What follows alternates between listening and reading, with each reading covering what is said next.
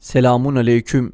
Bugün miladi 19 Temmuz 2022 Salı, Hicri 20 Zilhicce 1443.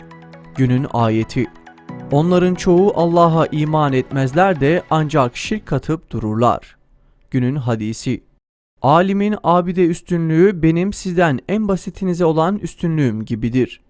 Tarihten haberdar olmak için tarihte bugün neler yaşandı hep birlikte bakalım. 1948 Gizli oy açık sayım sistemini getiren yeni seçim kanunu kabul edildi. 1980 Eski başbakanlardan Nihat Erim, solcu militanların düzenlediği bir suikast sonucu öldürüldü.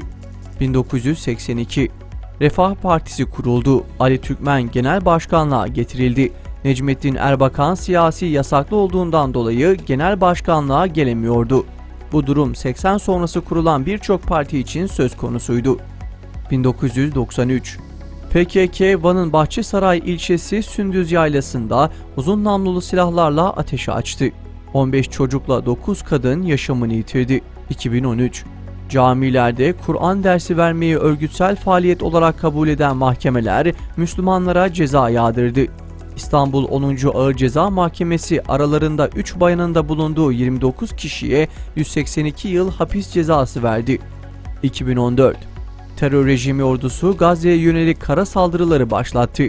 İlk saldırılarda biri çocuk 11 Filistinli hayatını kaybetti, bir işgal askeri de öldü. Saldırılarda şehit olan Filistinlilerin sayısı 326'ya, yaralananların sayısı ise 2265'e yükseldi. 2016 Darbe girişiminde Ankara'da meclisi ve emniyet müdürlüğünü bombalayan uçakların Diyarbakır'dan havalandığı belirlendi.